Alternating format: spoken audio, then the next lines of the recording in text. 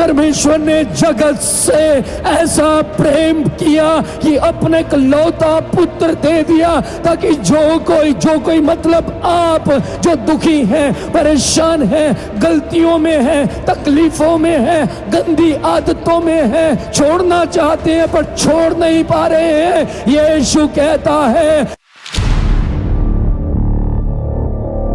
इब्रानियों 3 अध्याय उसकी 15 आयत में परमेश्वर का वचन कहता, आज यदि तुम उसकी आवाज सुनो तो अपने मन को कठोर ना करो। आज हजारों लोग हैं जो यहाँ पर भी बैठे हैं, ऐसे लोग बैठे हैं जो मुंह पर स्माइल रखते हैं पर अंदर से टूटे हुए हैं, जो हंसने की कोशिश करते हैं, अपने दर्द को छिपाने की कोशिश करते हैं, जो किसी को कुछ बताना नहीं चाहते और स्माइल पास करते हुए आगे निकल जाते हैं, स्माइल पास करते हुए घर से निकलते हैं, स्माइल पास करते हुए अपने घर में चले जाते हैं। लेकिन रात के वक्त में वो अपने बिस्तर पर पड़े हुए रोते बिलखते हुए कहते हैं, परमेश्वर कुछ तो मुझ में कमी है, मैं क्या करूं।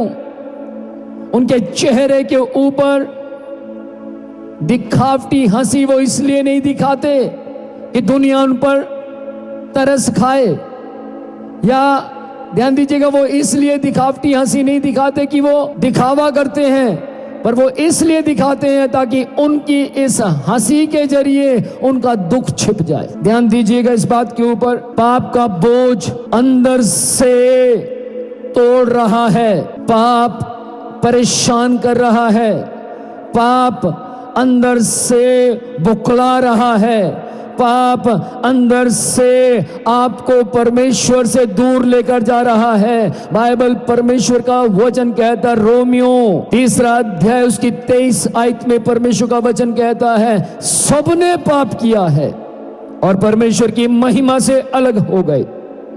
गौर करें इस बात के ऊपर, आप अच्छा बनने की कोशिश करते हैं पर फिर से गलती होती है, फिर से वो पुरानी आदत आपको परेशान करती है। आप चाहते हैं बीड़ी छोड़ना, आप चाहते हैं सिगरेट छोड़ना, आप चाहते हैं पाप छोड़ना, लेकिन आपको आदत पड़ गई है पाप करने की, आपको आदत पड़ गई है गलतियां करने की। आप गलती कर बैठते हैं, आप करना नहीं चाहते पर हो जाती है, आप उसके बीच में वापस जाना नहीं चाहते पर चले जाते हैं। मैं आपको बोलना चाहता हूं, यीशु मसीह आज आपसे बात कर रहा है और करता रहेगा, तब तक करता रहेगा जब तक आप अपने कठोर हृदय में से नम्र हृदय में नहीं आते। ये केवल एक गलती नहीं है, एक बोझ है।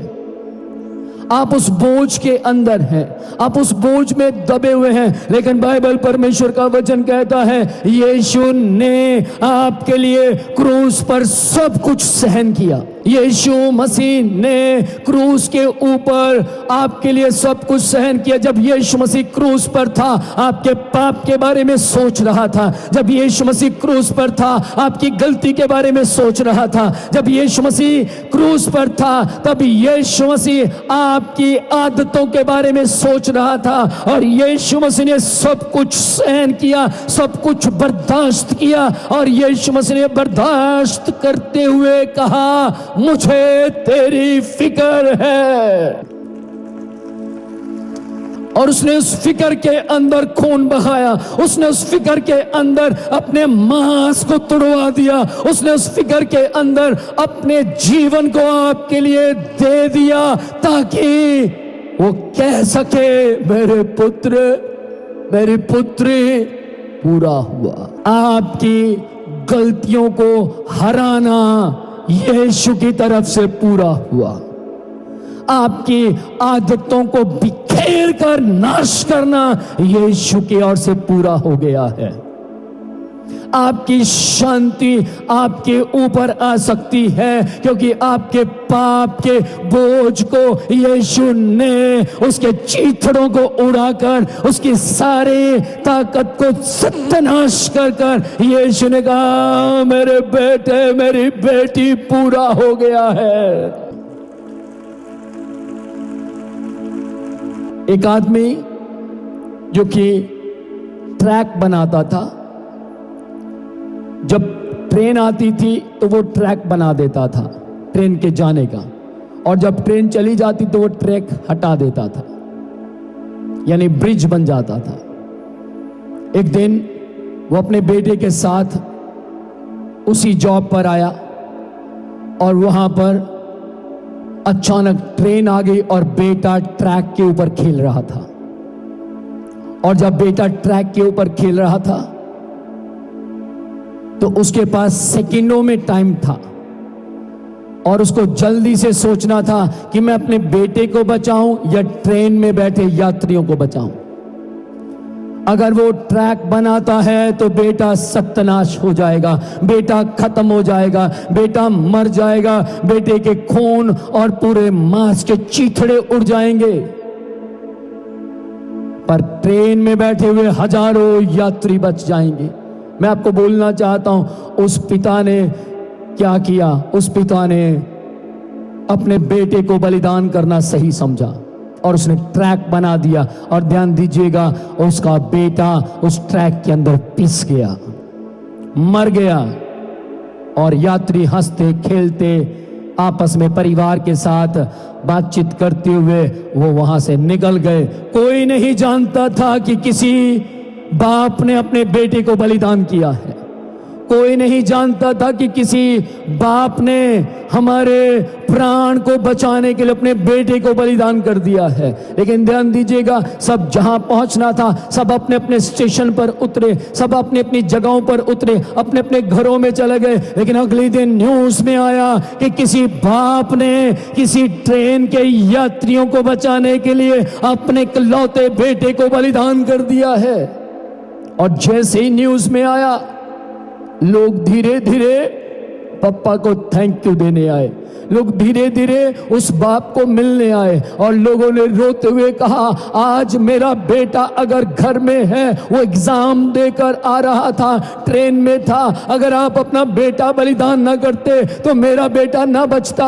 आज अगर आप अपने बेटे को बलिदान ना करते तो मेरा घर सुखी नहीं हो सकता था।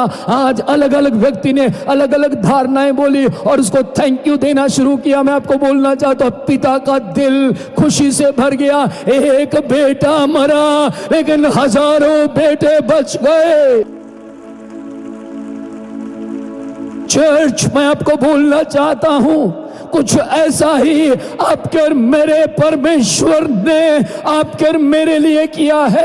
अपना इकलौता बेटा, यूहन्ना 3 अध्याय उसकी 16वीं आयत में परमेश्वर का वचन कहता है, परमेश्वर ने जगत से ऐसा प्रेम किया कि अपने इकलौता पुत्र दे दिया, ताकि जो कोई मतलब आप जो दुखी हैं, परेशान हैं, गलतियों में हैं, तकलीफों में हैं, गंदी आदतों में है, छोड़ना चाहते हैं पर छोड़ नहीं पा रहे हैं, यीशु कहता है तुम मेरे पास आ जाओ, मैं छुड़वाऊंगा, मेरे करीब आ जाओ, क्योंकि मैंने अपने बेटे को तुम्हारे लिए दे दिया है।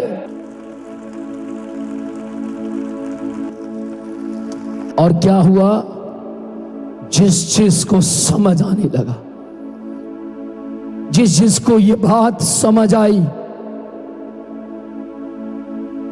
सन 1991 में मुझे समझ आई कि किसी परमेश्वर ने अपने इकलौते पुत्र को मेरी गंदी आदतों के लिए, मेरे पाप के लिए, मेरी गलतियों के लिए अपना इकलौता पुत्र दे दिया। जैसे ही मैंने यीशु के बारे में सुना, मैंने 1997 में अपना यीशु के नाम का बैप्टिज्म लिया और पहचान लिया कि यीशु मेरे पापों के लिए, मेरी गलतियों के लिए, मेरे पाप की हर गंदी आदत के लिए वो क्रूस पर मर गया।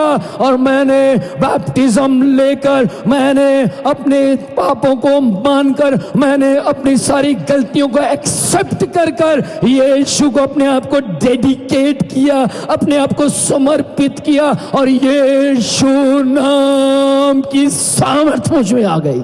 और मुझे फील हुआ कि मैंने अपना जीवन यीशु मसीह को देकर परमेश्वर को थैंक यू बोला। जब आप यीशु के पास आते हैं, जब आप यीशु के करीब आते हैं, जब आपको यीशु बुलाता है और आप यीशु के पास आते हैं, तो मैं आपको बोलना चाहता हूं, आप उस पिता को थैंक यू देते हैं जिसने आपके लिए अपने इकलौता पुत्र दे दिया। ध्यान दे इस बात के ऊपर, आज फैसले का दिन है। आज आपको फैसला करना है। आज यीशु आपको बुलाता है और जैसे आप उसके पास आते हैं, आपके जीवन में बदलाव आ जाएगा।